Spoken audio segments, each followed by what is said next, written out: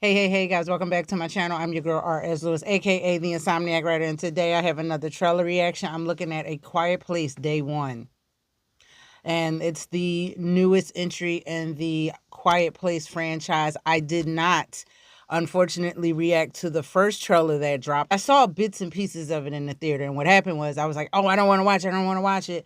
I'm going to review it, and I'm going to react to it without getting spoiled because I like my reactions blind. And then I just didn't get a chance to react to it. It was saved, ready to go. And then, as you know, when you guys send me requests for trailers, those take precedence over the ones I have scheduled. So, because I love y'all. I love you. You know, I do this for y'all, not just for me. I do this for y'all. Like, no, let me stop.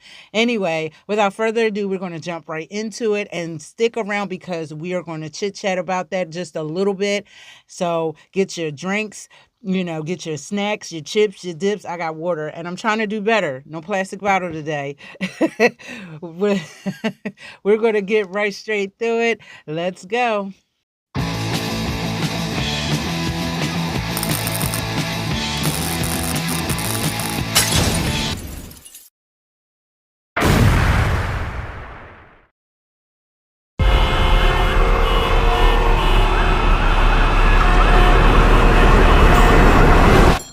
You can't have a cat in here. It's a service cat.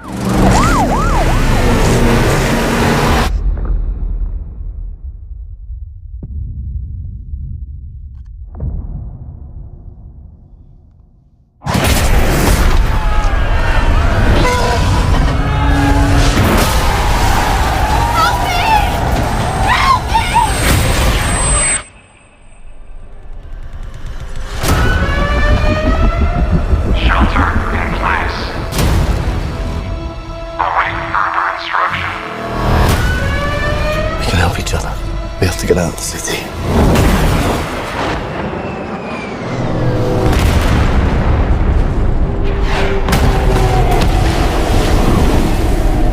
We're on our own.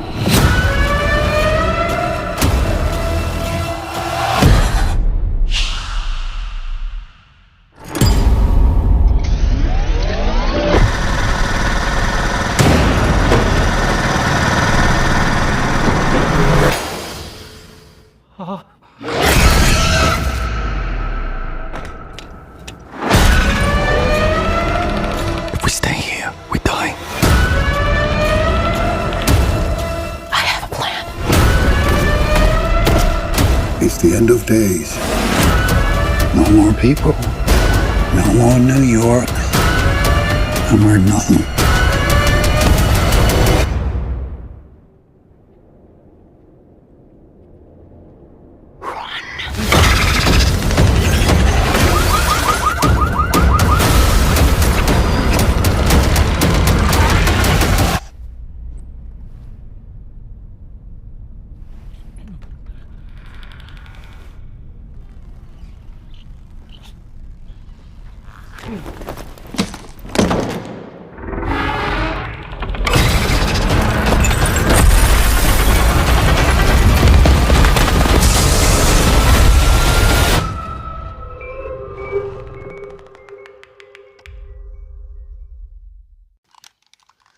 Okay, so that was A Quiet Place Day 1, aka Quiet Place 3.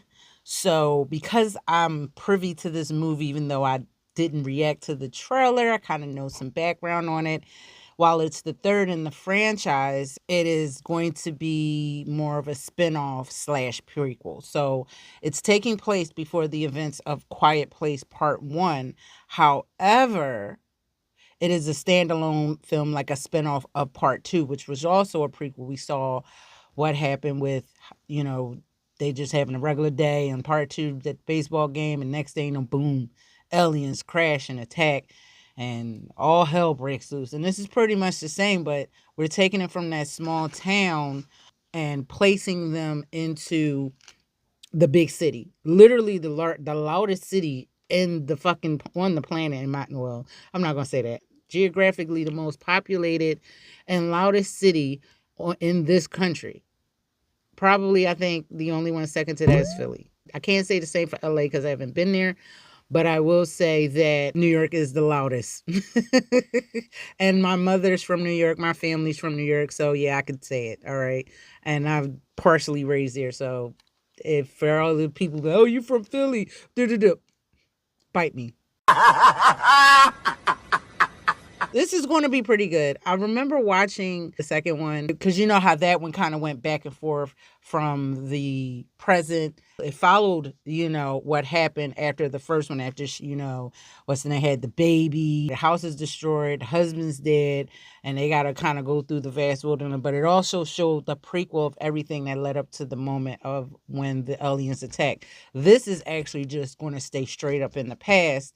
And I enjoyed the difference, the dynamics between the first two films. While it was in this dystopian future with these aliens, it still was like a rural type of area from what I could tell where they lived at. And we saw that in part two, like where they were, it was like this small town versus Philly or New York in this case. So you're a loud city, lots of bustling traffic. Everything's 24 hours just about. You got cars, you got planes, you got trains, you got all types of noisy shit for these creatures to hear and attack people. Then when pandemonium strikes, naturally people are going to be panicking. Now, from what I heard, this movie wasn't filmed in New York. One of my cousins, we always talk about this, how when we see movies that's taking place in one particular place, then it's filmed somewhere else. And it's like, wait a minute, that ain't Philly or that ain't New York. So they might go on shot and get some stills, or they might get some scenes in the, in the titular place.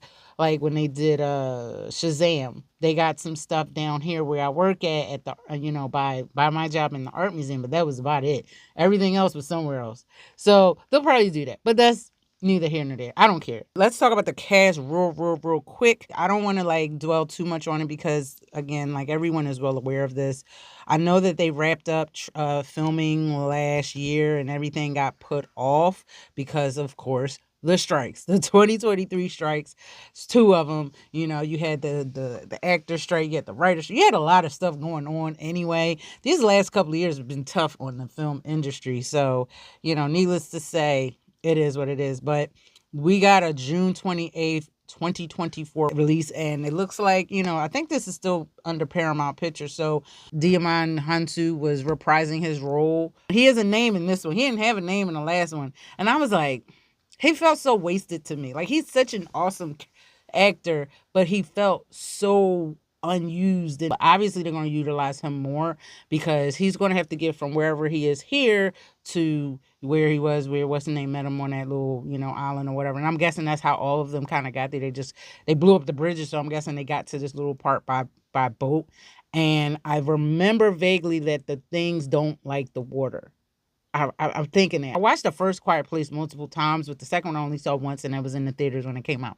And I think I've seen bits and pieces, kill counts and shit like that. It's kind of blurring to me. Plus, I'm tired. Okay.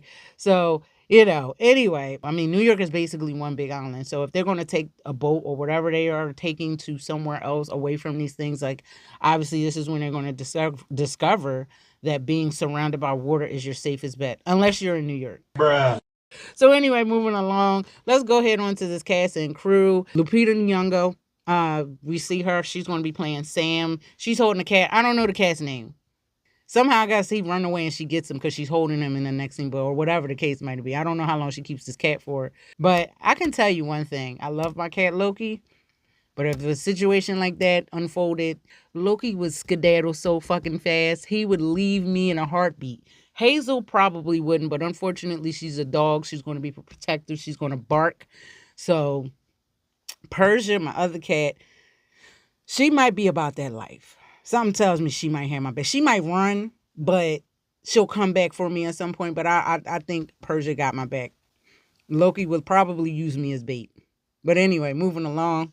We have Joseph Quinn. Oh my God, this guy. I loved him in Stranger Things. Well, who didn't? So if you don't recognize him because he has the short hair, he doesn't have that long wig like he did on Stranger Things, it's good to see him on screen. I don't know for the last season he's going to come back in Stranger Things because obviously his character, sacrificed himself. But we didn't actually see the death, so you don't know. He might. The point is that maybe There's a chance that he's coming back. Come on now. Eddie, he deserves so much better. Y'all know that. He deserves so much better. Anyway, moving along, we got Alex Wolff. He was in Hereditary, the Jumanji movies, because he is a brother. And my daughter was like, yeah, they were in a Naked Brothers band or something like that. I don't know. But his brother was in other stuff too. Most notably, the Death Note American live action remake something adaptation. But we're not going to talk about that. Now, I will say Willem Dafoe was awesome. But he's awesome in every fucking thing. So, hey, it is what it is. Moving along, we have Malik Jabal. He's a truck driver. I don't know. He's driving a truck, which ain't useful in this situation. But, hey, he's a truck driver. Thea Butler, Jennifer Woodard, Sunjay Mehta. He looks familiar, too. Vinodini Patel. He's a teacher and a boat survivor. So something's going to happen with the boat or a boat or they got to get to the boat. I don't know, but he's on a boat. I've been waiting to see Lupita and Djimon Hounsou do something together. I was hoping that they were going to be like kind of in like one of the Black Panther series, specifically because she's the main character and he played Black Panther in like series that they had, but that's neither here nor there. John Krasinski, Office alum. When I saw the first one, I saw that he was attached to it. I was like, huh? What? Who? He's a director, but he's fucking awesome. Well, there's a story about him. I think it's going to be directed by Michael Sarnoski, but oh yeah, I'm correct on that. He directed a film called Pig. Was that the one with the Spanish? No, that was not. That was something else, completely different. Go and move it along. Like I said, we know him from The Office. That's what I know him from. But he's been in other things, He has a resume. We even got to see him as Mr. Fantastic briefly, which I thoroughly enjoyed because he was a fan cast. It was the first time fans felt acknowledged and listened to. We felt seen. He's done so many things. He's gotten an award, and he's married to a very famous actress, Emily Blunt, who's in Fall Guy, which is a remake of a show that I watched when I was younger. Yes, that's a show, and I'm going to go see that. I probably will have seen that by the time I upload this. But if I don't, I'm going to go see that movie. We got another summer blockbuster on our hands, and I'm ready for it. Lupita Nyong'o, it's not many films that she's done that I haven't liked, and if I didn't like them, it's probably because I didn't see them. So it is what it is. And I'm excited to see Joseph Quinn in something else besides yearning for him to be on screen since Stranger Things did us dirty. Yeah, I spent a lot of time talking about the cast, but this film really gives me Cloverfield vibes, like where they attack the city and they're in New York as this shit is going down. They're blowing up bridges, all types of shit, and pandemonium is going. I loved the first Cloverfield, but it was a hard movie to watch because it's found footage, just a lot of shaky stuff. That's the only thing about found footage films that sometimes I can't do. Like after a while, it's like, all right, this shit's giving me a headache.